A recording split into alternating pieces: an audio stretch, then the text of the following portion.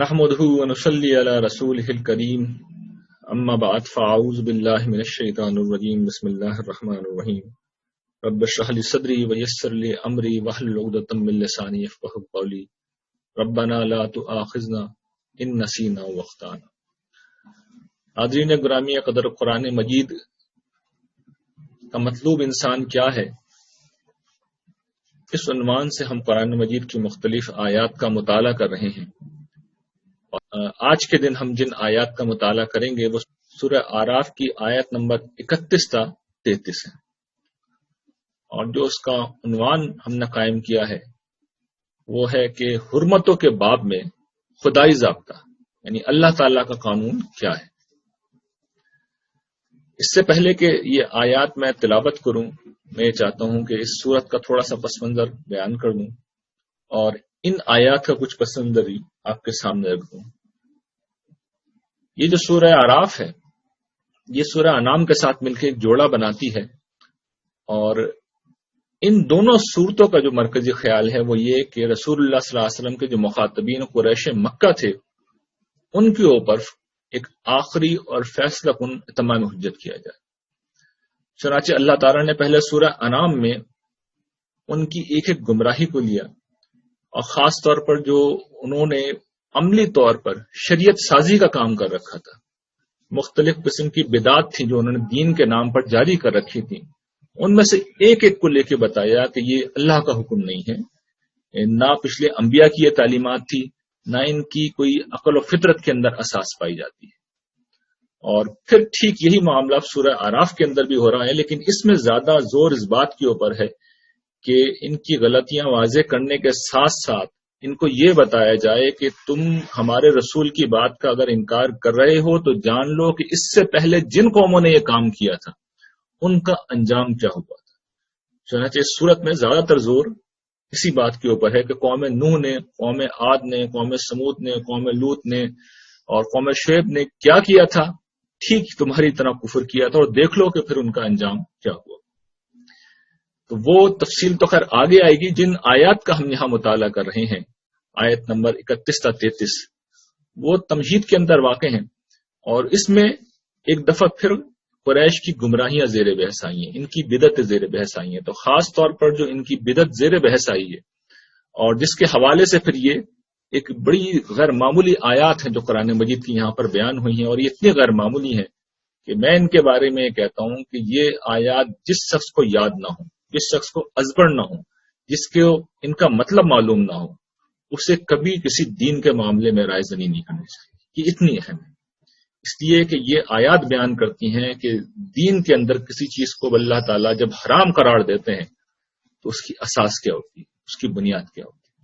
پس منظر یہ ہے اس گفتگو کا کہ قریش نے ایک بدعت یہ جاری کر رکھی تھی اپنے ہاں کہ حج کے موقع پر جب باہر کے لوگ آتے تھے تو انہوں نے یہ شرط لگا رکھی تھی کہ باہر سے آنے والے جو لوگ ہیں ان کے کپڑے چونکہ ناپاک ہوتے ہیں اور حرم پاکیزہ جگہ ہے، تو وہ یہ کر نہیں سکتے کہ اپنے لباس کو پہن کر، اپنے کپڑوں کو پہن کر وہ حرم کا طواف کریں۔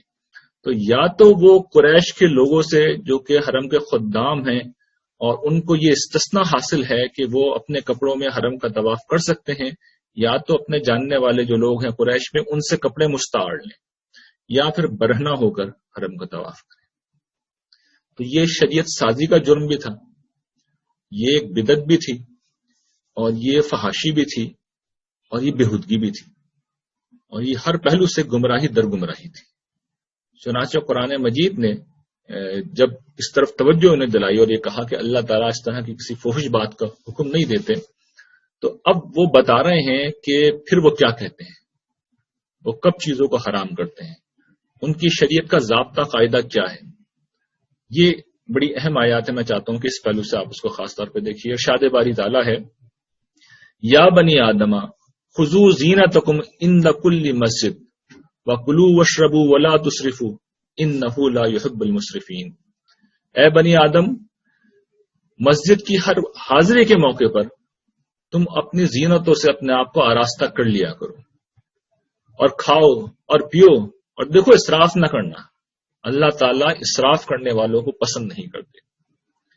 یہ پہلی آیت ہے، اور اس آیت میں ترجمے سے بالکل واضح اللہ تعالیٰ جو بات توجہ دلا رہے ہیں کہ دیکھو ان لوگوں نے ایک شریعت بنا رکھی ہے کہ مسجد الحرام میں حاضری کے موقع پر یہ کہتے ہیں کہ تمہارے جو کپڑے ہیں یہ لباس زینت ہیں، اور حج جو ہے وہ تو ایک سادگی کا موقع ہے، اس میں تو احرام پہنا ہوا ہوتا ہے، اس میں تو سادہ لباس ہوتا ہے، اور تمہارے کپڑے چونکہ ناپاک ہیں تو اس لیے تم یہ لباس نہیں پہن سکتے اور تم پھر برہنہ ہو کر طواف کرو۔ تو اللہ تعالیٰ کہتے ہیں کہ میرا حکم کیا ہے؟ میرا حکم یہ ہے، میری مرضی یہ ہے کہ اے بنی آدم، یہ مسجد حرام ہو یا کوئی اور سی مسجد ہو، جو بھی مسجد ہو، جب کبھی تم اس مسجد میں جاؤ تو اپنے جو لباس زینت ہے اس کو پہن کے جاؤ۔ لباس کو اس سے پہلے یہ بتا دیا گیا ہے اسی سلسلہ کلام میں کہ اللہ تعالیٰ نے اس کو ستر پوشی کا ذریعہ بھی بنایا ہے اور زینت کا ذریعہ بھی بنایا ہے۔ آپ غور کیجیے، ہم لباس عام طور پر انہی دو مقاصد سے پہنتے ہیں، یعنی گھروں کے اندر عام طور پر جب ہم ہوتے ہیں تو بنیادی مقصد ستر پوشی ہوتا ہے، اس میں لباس بالعموم سادہ ہوتا ہے، اس میں کوئی جمال کا اتنا شاید پہلو نہیں ہوتا، گھریلو لباس جسے ہم کہتے ہیں۔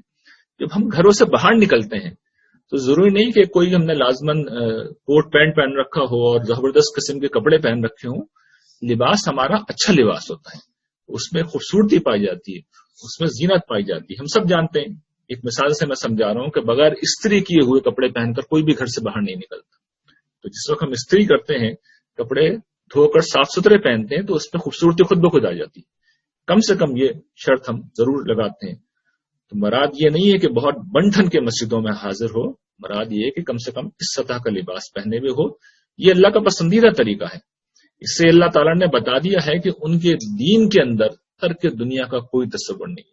آپ کو یاد ہوگا کہ سورہ آل عمران میں یہ بات میں نے بیان کی تھی کہ جو مذہبی لوگ ہوتے ہیں جب وہ بہت نیکی کا کوئی تصور اپنے اندر پیدا کرتے ہیں تو ان کا خیال یہ ہوتا ہے کہ دنیا کو جتنا چھوڑا جائے اتنا ہی اچھا ہے۔ تو یہ پوری بات جو ہے اصل میں یہاں پہ تردید ہو رہی ہے اس نقطہ نظر کی، اور جہاں سے قریش نے بات اٹھائی تھی، جو تصور انہوں نے کہہ رکھا تھا کہ تمہارے لباس تو لباس فاقرہ ہیں، یہ تو لباس زینت ہیں، تو اللہ تعالیٰ کہتے ہیں میرا تو حکم یہی ہے کہ لباس زینت پہن کر حاضر ہو۔ اور جتنی کچھ بھی سادگی تھی وہ احرام کی شکل میں اللہ تعالیٰ نے بیان کر دی، رسول اللہ صلی اللہ علیہ وسلم نے اس کی تفصیل کر دی ہے۔ عام حالات میں یہ ضابطہ ہے، یہی قاعدہ ہے کہ انسان اپنا جو زینت کا لباس ہے وہ پہن کر مسجدوں میں حاضر ہوگا۔ اور پھر اللہ تعالیٰ یہ کہتے ہیں کہ کھاؤ اور پیو، کلو واشربو، جو کھانا ہے کھاؤ، جو پینا ہے پیو۔ یہ قرآن کا طریقہ ہے، جب ایک چیز کی تصحیح کرتا ہے قرآن مجید تو پھر اس حوالے سے جتنی چیزیں ہوتی ہیں جو معاشرے میں زیر بحث ہوتی ہیں یا جن میں غلط فہمی کا اندیشہ ہوتا ہے، قرآن مجید ان سب کو بھی موضوع بحث بنا لیتا ہے۔ تو قرآن مجید نے بتا دیا لباس ہی نہیں بلکہ کھانے پینے میں بھی اللہ کی طرف سے کوئی پابندی نہیں ہے، جو چاہو کھاؤ اور جو چاہو پیو۔ شرط کیا ہے؟ جو ممانعت ہے، جو حکم ہے وہ یہ ہے کہ ولا تسرفوا، اسراف مت کرو۔ کیوں؟ انہ لا یحب المسرفین، اللہ تعالیٰ جو ہیں وہ اسراف کرنے والوں کو دوست نہیں رکھتے۔ دوست نہیں رکھتے مطلب یہ کہ انہیں ناپسند کرتے ہیں، ان سے نفرت کرتے ہیں۔ تو کیوں نفرت کرتے ہیں، کیوں ناپسند کرتے ہیں؟ اس کی وجہ یہ ہے کہ اسراف کا مطلب یہ ہوتا ہے کہ جتنی مجھے ضرورت ہے، اچھا ضرورت یہ بھی ہو سکتی ہے کہ میری ضروریات کے حوالے سے ہو، ضرورت میرے اور آپ کے ذوق جمال کی بھی ہو سکتی ہے، یعنی خوبصورتی بھی وہ بھی ضرورت ہو سکتی ہے۔ گھر میں ہم مثال کے طور پر اگر کچھ فرنیچر لا رہے ہیں تو وہ بہت سادہ بھی ہو سکتا ہے، وہ کچھ اچھا بھی ہو سکتا ہے۔ تو ذوق جمال کو بھی دین تسلیم کرتا ہے، وہ آگے آیت آ رہی ہیں بالکل وضاحت کے ساتھ، بالکل اللہ تعالیٰ بیان کر دیں گے کہ ذوق جمال کی کوئی نفی نہیں کرتے اللہ تعالیٰ، بلکہ اس میں ایک بڑی مارکت العرا بات کہتے ہیں، وہ آگے زیر بحث آ رہی ہے، اس لیے سر دست اس کو میں چھوڑ کر یہ بتا رہا ہوں کہ اللہ تعالیٰ یہ کہتے ہیں کہ جو کھانا ہے کھاؤ، جو پینا ہے پیو، جو پہننا ہے پہنو، اسراف مت کرو۔ اسراف کیا چیز ہوتی ہے؟ حد اعتدال سے جب ہم تجاوز کرتے ہیں، تو حد اعتدال اس پہلو سے بھی ہو سکتا ہے کہ میرا اور آپ کا تعلق معاشرے کے جس طبقے سے ہے اس طبقے سے اٹھ کے ہم کچھ کام کرنے لگیں۔ اسی طریقے سے میری اور آپ کی جو ذاتی حیثیت ہے اس حیثیت سے بڑھ کے بھی اگر ہم کچھ کرنے لگیں تو یہ بھی پھر اصل میں نقطہ اعتدال سے تجاوز ہوتا ہے۔ اسی طریقے سے ہر وقت ہم اسی بارے میں سوچتے رہیں، کسی کو کپڑوں کا شوق ہے تو کپڑوں کے بارے میں ہر وقت سوچتا رہے، کسی کو کھانے پینے کا شوق ہے تو ہر وقت اسی کے بارے میں پلاننگ کرتا رہے۔ یہ سارے طریقے، یہ سارے کام، یہ اصل میں کیا ہے؟ یہ اسراف ہے۔ اور یہ اسراف کیوں خرابی ہے، کیوں اتنا سخت جملہ اللہ تعالیٰ نے کہا کہ اللہ تعالیٰ پسند نہیں کرتے؟ یہ اس لیے کہا ہے انہوں نے کہ اسراف کرنے والوں کے پاس اصل میں انفاق کے پیسے نہیں بچتے. یہ چیز سورہ بنی اسرائیل میں آ جائے گی بالکل وضاحت کے ساتھ کہ جب پیسے سارے یہاں لگ گئے ہیں، سارا خرچہ یہاں پہ ہو گیا ہے، تو پھر اللہ کی راہ میں کیا خرچ کریں گے؟ بندوں پر ہم کیا خرچ کریں گے؟ ہم خدا کے دین کی نصرت میں کیا خرچ کریں گے؟ تو اعتدال کے ساتھ تو کوئی پرابلم نہیں ہے، توازن کے ساتھ کوئی پرابلم نہیں ہے، ضرورت کے لحاظ سے کوئی پرابلم نہیں ہے، ذوق جمال کی تسکین کے لیے کوئی پرابلم نہیں ہے. اسراف پہ پرابلم ہے، اس چیز کی ممانعت ہے. پھر اللہ تعالیٰ آگے ارشاد فرماتے ہیں قل، اے نبی ان سے پوچھیے. قرآن مجید میں بعض اوقات قل کا لفظی مطلب تو ہوتا ہے کہہ دیں، لیکن اس طرح جب آتا ہے تو اصل میں سوال کر رہا ہے. قل، ان سے پوچھیے، من حرم زینت اللہ الذی اخرج لعبادہ والطیبات من الرزق.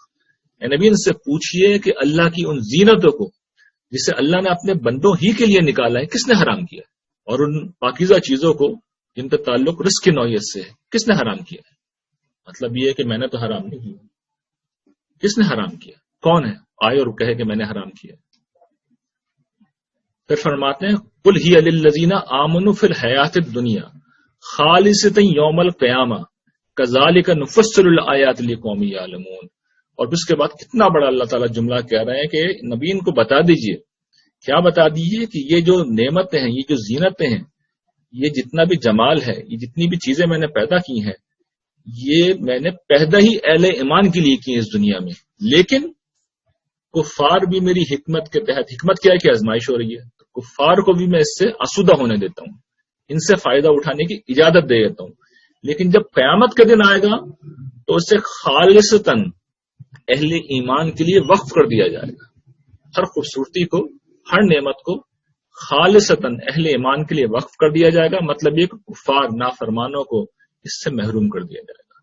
اس دنیا میں بھی یہ اہل ایمان ہی کے لیے پیدا، جو خوبصورتی کی گئی ہے اہل ایمان ہی کے لیے پیدا کی گئی ہے. لیکن آزمائش کی بنا پر جو اللہ تعالیٰ کے نافرمان ہیں، جو ان کے منکر ہیں، ان کو بھی وہ فائدہ اٹھانے کی اجازت دے دیتے ہیں. اور قیامت کا دن جب آئے گا پھر تو یہ چیزیں وقف کر دی جائیں گی اہل ایمان کے لیے، اور کفار کو ایک گھوٹ پانی بھی نہیں دیا جائے گا. یہ صورتحال ہوگی وہاں پر، اور ساری خوبصورتیاں پھر اس روز ان کے لیے خاص ہوں گی. یہ جو حکم ہے اللہ تعالیٰ نے، یہ جو بات یہاں پہ کہی ہے مارکت العربات ہے، یعنی مذہب کی تاریخ میں بالکل منفرد آیت. اس نے اس پورے تصور کو باطل کر کے رکھ دیا جو کہ ترک دنیا کا تھا یا ترک جمال کا نقطہ نظر تھا. وہ تو یہ کہتا ہے نا کہ بھئی آپ جتنی دنیا کو چھوڑیں گے اور جتنا خوبصورتی کو چھوڑیں گے اتنا ہی آپ روحانیت سے قریب ہوں گے. اللہ تعالیٰ تو یہ کہہ رہے ہیں کہ نہیں، یہ تو پیدا ہی بندوں کے لیے کی گئی ہیں.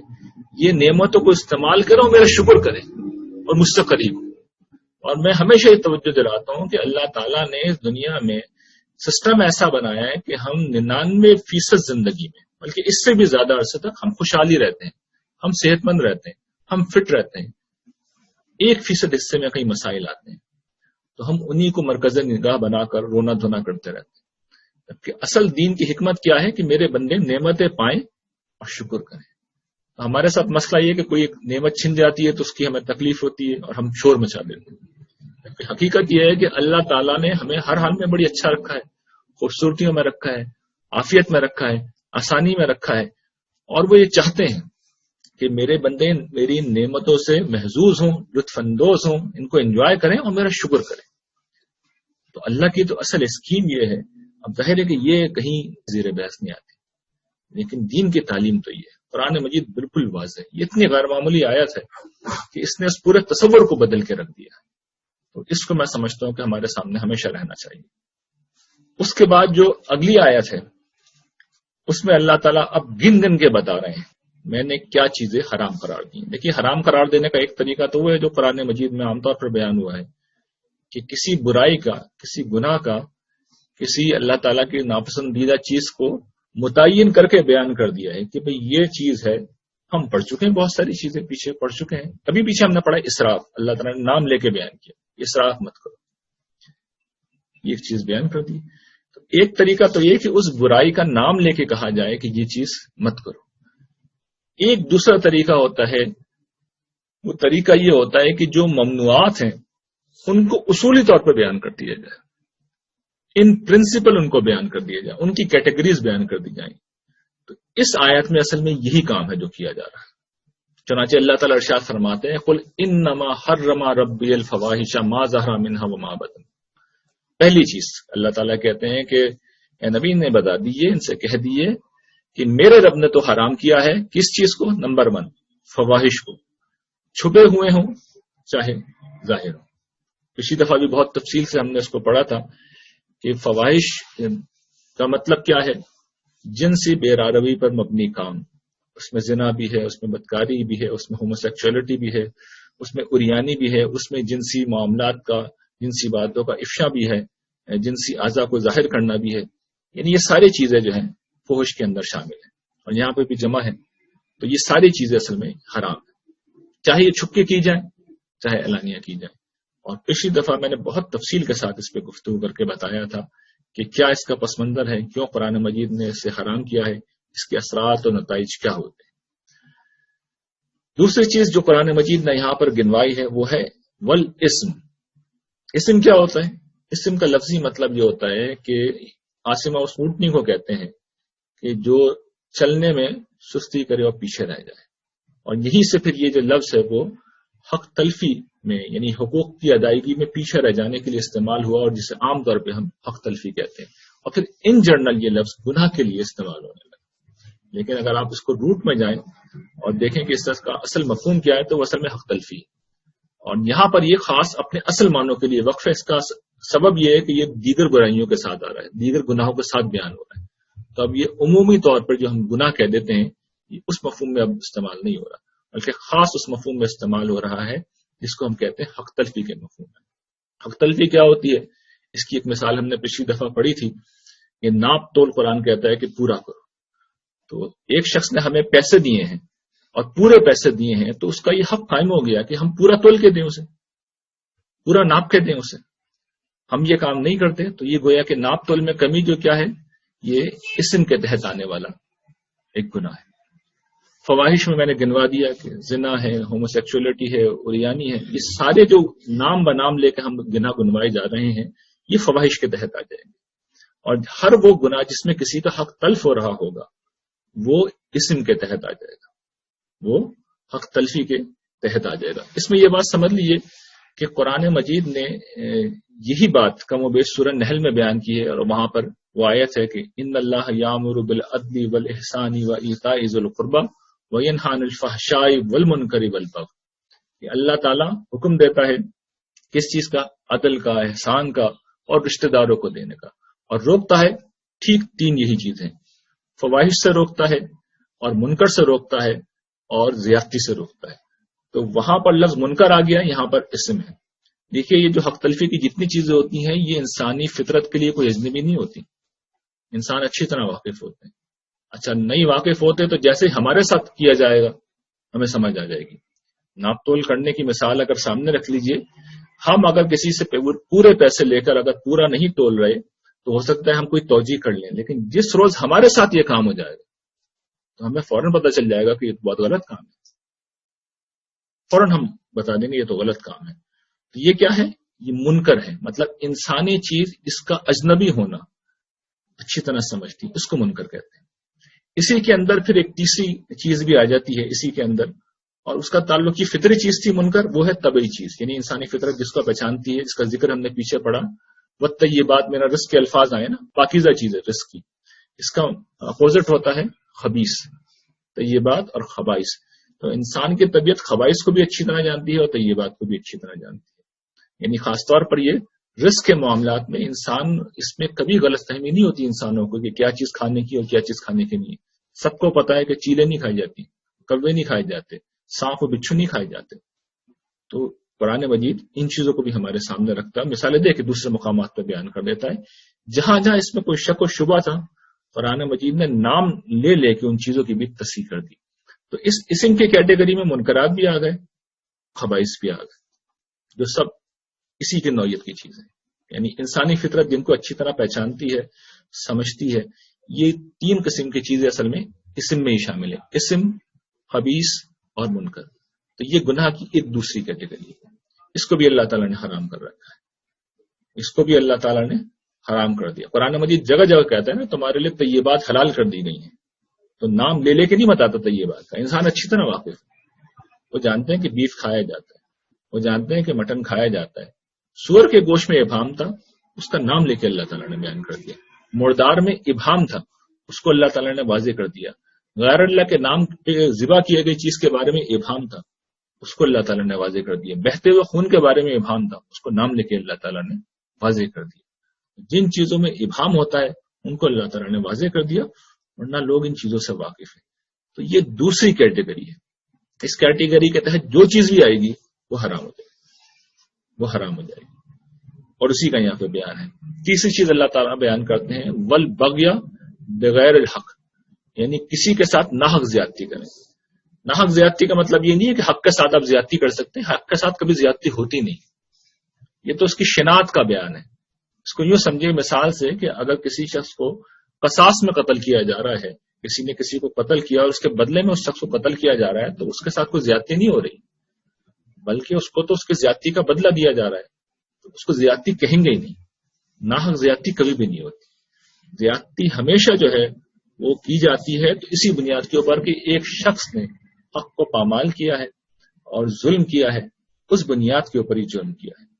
ورنہ قرآن مجید اس معاملے میں بالکل واضح ہے کہ زیادتی کا زیادتی ہونا انسان کو بالکل معلوم ہوتا ہے. اور اس کی سب سے عام شکل کیا ہوتی ہے؟ جب ہم ایک دوسرے کے ساتھ ظلم کرتے ہیں, کسی کی جان مال عزت و آبرو پر جب ہم حملہ کرتے ہیں, کسی کو قتل کر دیتے ہیں, کسی پہ الزام لگا دیا, جھوٹا الزام لگایا, بہتان لگایا, اس کی عزت پہ حملہ ہے, کسی کی زمین پہ قبضہ کر لیا, کسی کے گھر پہ قبضہ کر لیا, تو یہ ظلم ہے, یہ زیادتی ہے. اور یہ بغیر حق, یہ ہر حال میں بغیر حق ہوتی ہے. یہ ہر حال میں بغیر حق ہوتی ہے. اس کی شناخت کا بیان ہے کہ جب بھی تم یہ کرو گے بغیر کسی حق کے کر رہے ہو.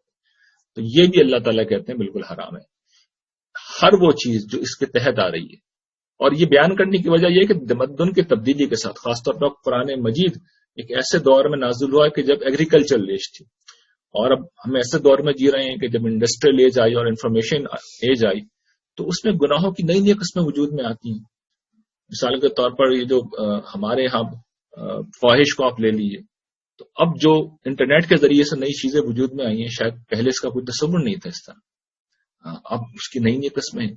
تو قرآن کریم صراحت کے ساتھ تو اس طرح ذکر نہیں ہے, لیکن چونکہ اصول وہاں پہ فحش ہے چیز, تو وہ حرام ہو جاتی ہے. بالکل اسی اصول کے اوپر اگر کوئی چیز رزق کمانے کے معاملے میں, بہت سے کاروبار ہیں جو نئے کاروبار ہیں, اس میں اگر ظلم پایا جا رہا ہے, اس میں حق تلفی پائی جا رہی ہے, تو وہ خود بخود حرام ہو جائے. یہ بنیادی چیز ہے جو سمجھانی مقصود ہے. اگلی وہ چیز قرآن مجید بیان کر رہا ہے کہ وَأَن تُشْرِكُوا بِاللَّهِ مَا لَمْ يُنَزِّلْ بِهِ سُلْطَانًا, کہ تم اللہ کے ساتھ کسی کو شریک کرو, اور شریک کرو کس طرح کہ اللہ نے اس کے حق میں کوئی دلیل نہیں بتائی. اور یہ قرآن مجید بڑی ایک اہم بات ہے جو یہاں پہ کر رہا ہے. شرک پہ تو ہم بڑی تفصیل کے ساتھ کئی دفعہ گفتگو کر چکے ہیں اور آئندہ بھی کریں گے. اس دوسری بات کو سمجھ دیجیے کہ مالم یونزل بھی سلطانہ, اللہ تعالیٰ نے اس کے حق میں کوئی سند نہیں اتاری. دیکھیے مطلب کیا ہے؟ مطلب یہ ہے کہ اللہ تعالیٰ کوئی پہلی دفعہ تو قرآن مجید کی شکل میں کلام نہیں کر رہے نا انسانیت سے, وہ تو صدیوں سے کرتے آ رہے ہیں. پیغمبر سب سے پہلے آئے, اور ان پر کتابیں نازل ہوئیں, پھر صالحین بھی آ کر دین کی دعوت پیش کرتے رہتے ہیں. تو یہ ساری چیزیں کیا ہیں؟ یہ اس بات کو جاننے کا ذریعہ ہے کہ اللہ تعالیٰ کی مرضی و منشا کیا ہے. تو آپ دیکھ لیجیے کہ جو کتابیں اس وقت موجود ہیں, چاہے وہ تورات ہو, چاہے وہ انجیل ہو, چاہے وہ زبور ہو, وہ اس تصور سے خالی ہیں کہ اللہ کے ساتھ کسی اور کو اس کی خدائی میں شریک کیا جائے. اس تصور سے خالی. یعنی مسیحیت جیسا مذہب جو تورات کو بھی مانتا ہے, انجیل کو بھی مانتا ہے. آپ دیکھ لیجیے, آپ تورات کو اٹھا کے دیکھ لیجیے, آپ انجیل کو اٹھا کے دیکھ لیجیے. انجیل تو کہتے ہیں کہ حضرت عیسیٰ کی کتاب ہے, اور ہے حضرت عیسیٰ کی کتاب. اس کے بارے میں تو کوئی شخص یہ سوچ سکتا ہے کہ شاید اس کے اندر شرک کا کوئی شائبہ ہو. وہ شرک کے ہر شائبے سے خالی ہے, بالکل خالی ہے. تعویل کی بعض غلطیاں ہیں جو لوگوں نے اختیار کر لی اور اس کے نتیجے میں پھر عقائد ایجاد کی ہیں, ورنہ بالکل خالی ہے. انجیل جیسی کتاب بالکل خالی ہے کہ اللہ تعالیٰ کا کوئی معاذ اللہ بیٹا یا بیٹی ہو سکتا ہے. اس تصور سے انجیل خالی ہے. تو اللہ تعالیٰ کہتے ہیں کہ میں نے تو اس کے حق میں کوئی سلطان, کوئی سند, کوئی دلیل کبھی اتاری نہیں. اور اس دفعہ کا جو انذار میرا شائع ہوا ہے دسمبر 2015 کا, اس میں آپ پڑھ لیجیے, اس کو میں نے تفصیلی دلیل کے طور پہ لکھا ہے مضامین قرآن کے اندر, کہ جو مسلمہ علمی روایت ہے چاہے وہ سائنس کی ہے چاہے وہ مذہب کی ہے، وہ شرک کے حق میں کوئی دلیل نہیں دیتی بلکہ شرک کے خلاف پڑے گی۔ مذہب کی تاریخ تو میں نے آپ کو بیان کر دی۔ قرآن مجید فرشتوں کو پیش کرتا ہے، فرشتے کہتے ہیں ہم تو خدائی میں کسی طور پر شریک نہیں ہیں، جن ایسا کوئی دعویٰ کر ہی نہیں سکتے۔ اس کے بعد یہ جدید علوم رہ گیا، پوری کائنات کا جو علم اس وقت ہمارے پاس ہے وہ بالکل کھول کے یہ بتاتا ہے کہ اس کائنات کا ذرہ ذرہ پکار کر یہ کہتا ہے کہ وہ مخلوق ہے، وہ خالق نہیں ہے، اس کا خدائی میں کوئی حصہ نہیں ہے، وہ مجبور ہے، وہ محتاج ہے، اس کا تخلیق میں کوئی حصہ نہیں ہے۔ جتنے بھی مسلمہ علم ہے ایک لفظ وہاں موجود نہیں ہے شرک کے حوالے سے اس کی سند میں پیش کیے جانے کے قابل۔ تو یہ بات ہے یہاں پر اللہ تعالیٰ بیان کر رہے ہیں۔ اور آخری بات جو اللہ تعالیٰ بیان کر رہے ہیں، وَأَن تَقُولُوا عَلَى اللَّهِ مَا لَا تَعْلَمُونَ، کہ تم اللہ تعالیٰ کی طرف منسوب کر کے کوئی ایسی بات کہو جو تم نہیں جانتے۔ یہ کیا چیز ہے؟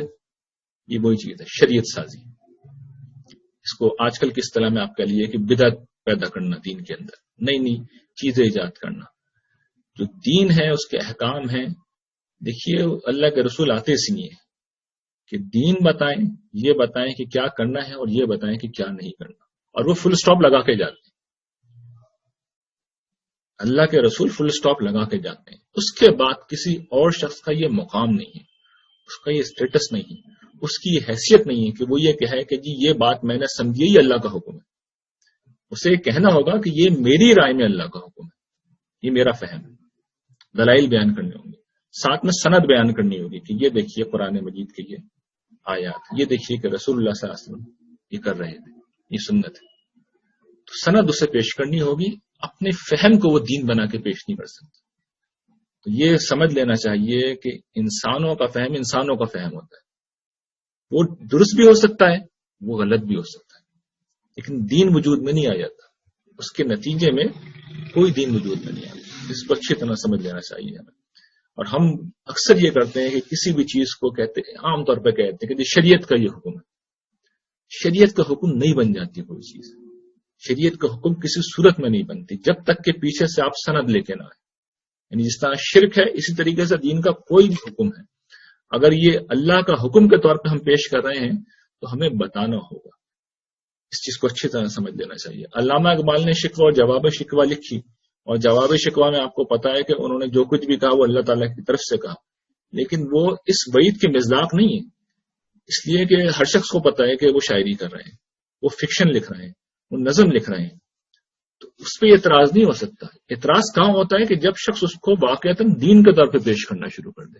جس وقت دین کے طور پہ پیش کرنا شروع کر دے اور ہر شخص سمجھے کہ یہ دین ہے اور یہ اللہ کے نام پہ وہ پیش کرنے لگے، اللہ کے نام پہ پیش کرنے کا مطلب یہ اللہ کے رسول کے نام پہ پیش کرنا شروع کر دے، تو پھر وہ چیز نہ صرف یہ کہ حرام ہے بلکہ سخت ترین حرام ہے، اور اس کی دین میں کوئی گنجائش نہیں ہے۔ اور جب کبھی یہ کوئی کام کرے گا تو اس کے نتیجے میں وہ تنگی پیدا کرے گا، مسائل پیدا کرے گا۔ اور ہمارے یہاں یہ کام بڑے پیمانے پہ ہوا ہے، بہت بڑے پیمانے پہ بدقسمتی سے ہوا ہے، لیکن اس کام سے رکنا چاہیے، اس سے ڈرنا چاہیے۔ میں توجہ اس پہلو سے دکھا رہا ہوں کہ اس میں جو گناہ بیان کیے گئے آپ دیکھیے وہ ایک تدریج کے ساتھ کم سے زیادہ کی طرف ہو رہے ہیں۔ پہلے فواہش ہے، ہمارے یہاں سب سے زیادہ زور فواہش پہ ہوتا ہے، اس کو اللہ تعالیٰ نے ترتیب میں سب سے کم پہ رکھا ہے، یعنی سب سے پہلے فواہش کو رکھا، ایک ترتیب ہے، نسبتاً کم تر درجے کا گناہ ہے۔ اس سے زیادہ شدید گناہ کسی کی حق تلفی کریں، اس سے زیادہ شدید درجے کا گناہ یہ ہے کہ کسی کے ساتھ ظلم و زیادتی کریں، اس سے زیادہ شدید گناہ یہ ہے کہ اللہ کی طرف شرک کریں، اور سب سے سخت ترین گناہ کیا ہے کہ اللہ کے نام پہ کھڑے ہو کر، اللہ کے نام پہ کھڑے ہو کر دین خود بیان کرنا شروع کریں، یہ سب سے بڑا جرم۔ اس لیے کہ اس کے بعد خلق خدا گمراہ ہوتی ہی ہوتی۔ جس وقت ہم یہ کہنا شروع کر دیں گے کہ یہ اللہ کا حکم ہے، مجھے یہ کہنا ہوگا یہ میری رائے ہے، یہ میری انڈرسٹینڈنگ ہے، اس کے نتیجے میں ایک شخص، یعنی جو کچھ میں یہاں بھی بیان کر رہا ہوں، ہو سکتا ہے ایک شخص اس سے اختلاف کر کے کوئی مختلف بات کہہ دے، زیادہ بہتر بات آپ کو اپیل کرے۔ جس وقت میں یہ کہہ دوں گا کہ نہیں یہ حرف آخر ہے، تو پھر یہ معاملہ بہت خوفناک ہو جاتا ہے۔ تو ہر طالب علم کو اور ہر عالم کو یہ اس کی ذمہ داری ہے، یہ اس کا کام ہے کہ وہ اپنے فہم کو اپنے فہم کے طور پر بیان کرے اور اپنی رائے کو اپنی رائے کے طور پر بیان کرے، اس کے دلائل دے۔ اس کا فیصلہ لوگ کریں گے کہ جو بات یہ کہہ رہا ہے پیچھے سے قرآن سپورٹ کر رہا ہے یا نہیں کر رہا۔ میں جو کچھ کہہ رہا ہوں قرآن پڑھ پڑھ کے آپ کے سامنے رکھ رہا ہوں، آپ محسوس کرتے ہیں کہ جو قرآن کہہ رہا ہے یہ تو اچھا قرآن کی وضاحت کر رہا ہے، ہم مطمئن ہیں، تو بات بالکل واضح ہو گئی. آپ یہ کہیں کہ نہیں قرآن تو کچھ اور کہہ رہا ہے اور یہ کچھ اور کہہ رہا ہے، اس کی پوری تقریر اصل میں کہیں اور جا رہی ہے. اور ہماری اکثر یہی ہوتا ہے قرآن کی آیتیں لوگ پڑھتے ہیں، اس کے بعد اگلی 1 گھنٹے کی گفتگو میں اصل میں ایک بالکل مختلف دنیا ہوتی ہے جس کا بیان ہو رہا ہوتا ہے. لیکن اگر قرآن کی آیتیں پڑھ کے یہ بیان کیا جا رہا ہے کہ اللہ تعالیٰ یہ کہہ رہے ہیں، تو سادہ ترین زبان کے اندر اللہ تعالیٰ کے الفاظ ہیں اور سادہ ترین زبان میں نے آپ کے سامنے رکھ دیا، تقابل کر کے دیکھ لیے. جو کچھ کہا ہے میں نے اپنی طرف سے کہا ہے، یہ اللہ تعالیٰ کے الفاظ ہیں. ان کے الفاظ یہ ہیں کہ میں نے تو انہی چیز کو حرام قرار دیا. اس سے پہلے وہ پوچھ رہے ہیں کون ہے جس نے حرام کیا زینت کو. اگر یہ بات میں کہہ رہا ہوں کہ دین میں زینت حرام نہیں ہے، بلکہ اللہ تعالیٰ کہہ رہے ہیں کہ خالصتاً اہل ایمان کے لیے، بنائی نہیں کے لیے، تو یہ میرا نقطہ نظر نہیں ہے، میں نے تو آپ کو آیات پڑھ کے سنائی. تو جو آدمی بھی بات کہے گا اسے پیچھے سے اپنی تائید میں بات لانی ہوگی. تو اگر وہ تائید میں بات ہے تو پھر ٹھیک بات ہے. اور اگر وہ کہتا ہے کہ جی آیات کو تو کونے میں رکھو، رسول اللہ صلی اللہ علیہ وسلم کی بات ہے اس کو بھی ذرا کونے میں رکھو، میں اب یہ بیان کر رہا ہوں کہ یہ دین ہے، تو پھر یہ سنگین چیز ہے، یہ سنگین قسم کا گناہ ہے، اور ہمیں پھر اس معاملے میں بڑا احتیاط کرنا چاہیے. وآخر دعوانا ان الحمد للہ رب العالمین.